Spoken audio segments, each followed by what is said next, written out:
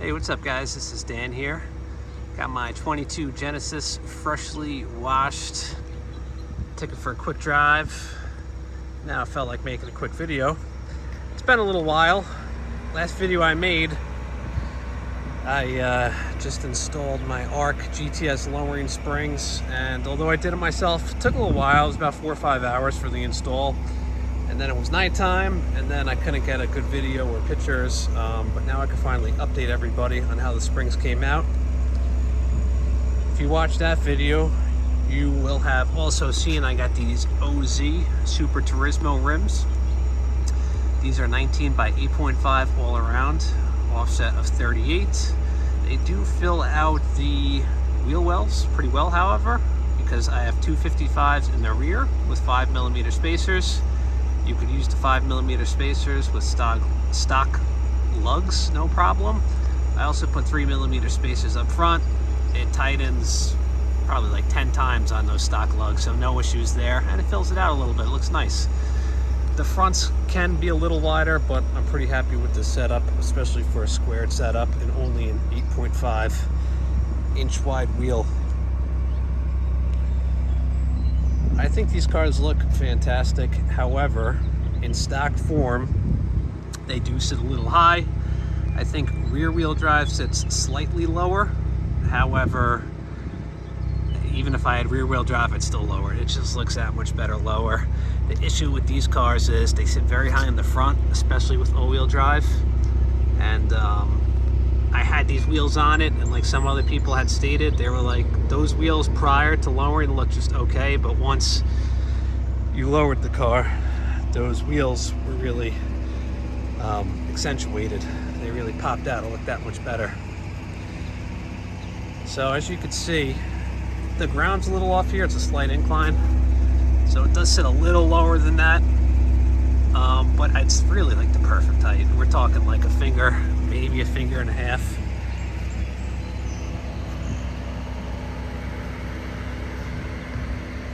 So you can hear the radiator fans going off. It's a scorcher today. Of course, Long Island weather goes straight from like late winter 50-degree rainy to straight up 80, 85 and humid.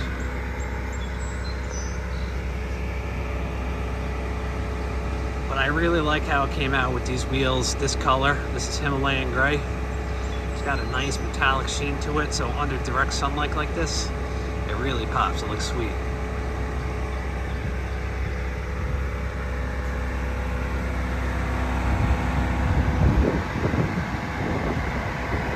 You can see it's deep, the metallic goes really far into the paint, and it gives it like a nice luxurious quality finish, something that you see on other high-end German cars, luxury cars. I mean, you can have cheaper cars with metallic paint obviously, but this paint definitely comes off as a nice quality finish. It is a soft paint. I have got a few tiny rock chips, but driving further away from people definitely changes that. So now you may be asking, what have I done to this car? This is a 22 Genesis G70 with the 3.3 twin turbo. I haven't done much, to be honest. As I get older, it's pretty much the same recipe with all my cars. Cold air intake, rims, tires, coilovers or springs, some interior things, some emblems, and maybe a tune. I have not tuned this car yet. It only has 4,000 miles. But I was definitely considering the JB4 tune because this thing's fast stock.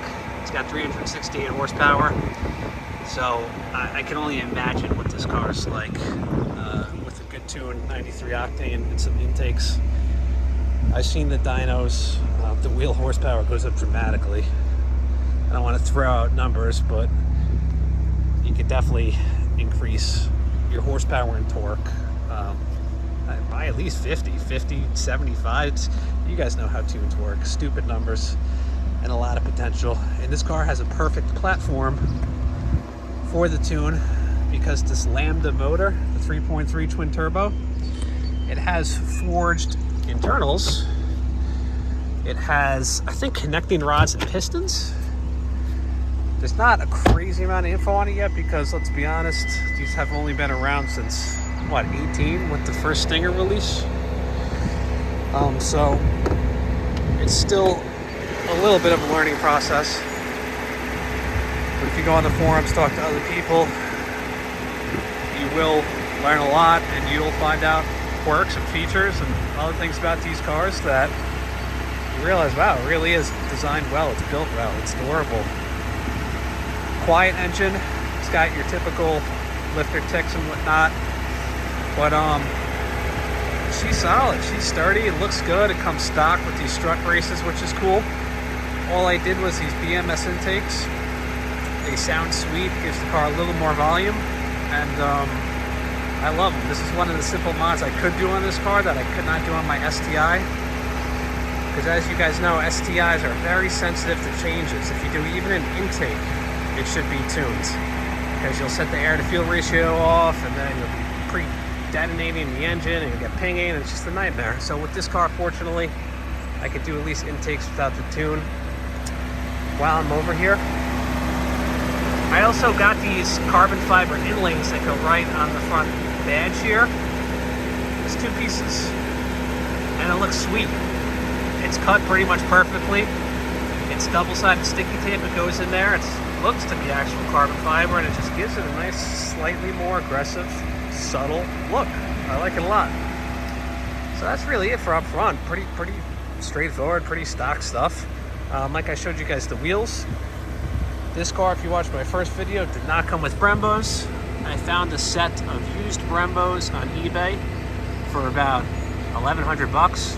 Practically brand new. I didn't have to paint them. They were off a Stinger with only like 4,000 miles. I guess the guy crashed it, and that was the donor vehicle.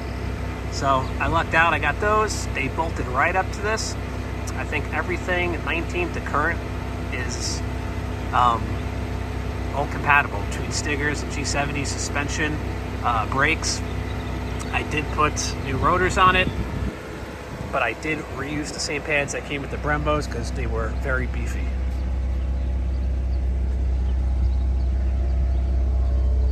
These are forged lug nuts. Not a big deal, not a big mod, but they're on Amazon for 40 bucks. They look cool. They're very light compared to normal lug nuts, so it's a cool little feature.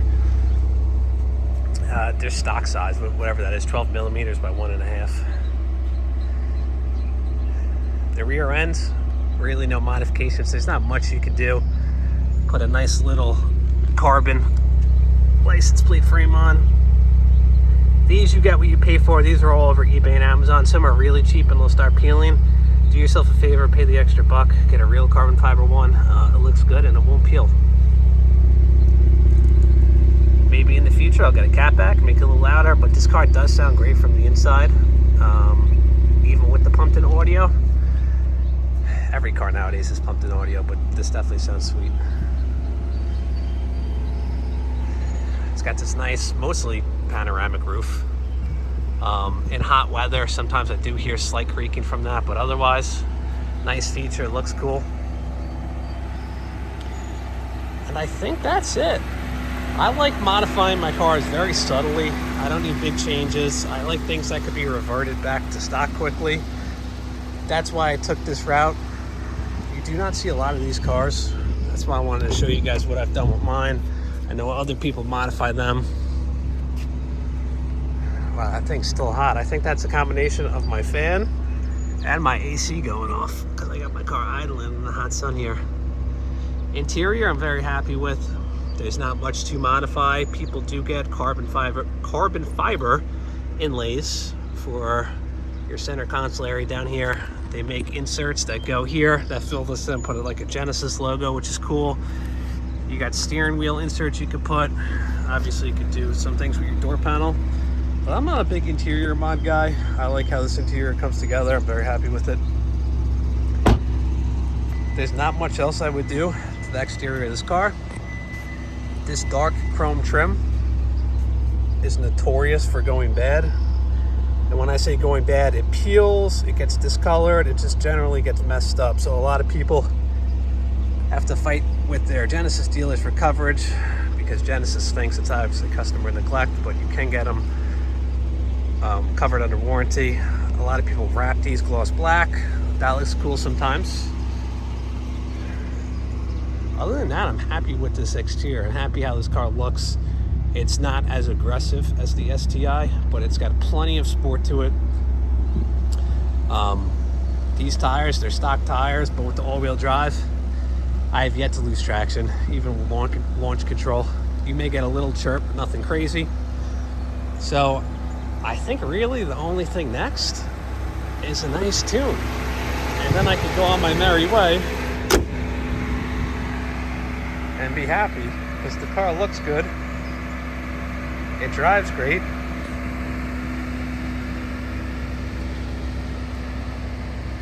It could just be a little faster. Although it is fast, we all get used to the power, no matter how much it is. You could have a turbo Porsche, you could have a Ferrari, whatever. I know people with 600-700 horsepower and they still want more, so it's all relative, but this car is quick in stock form.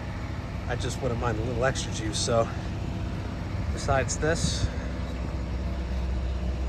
the JB4 will probably be my next tune. Let me know what you guys think.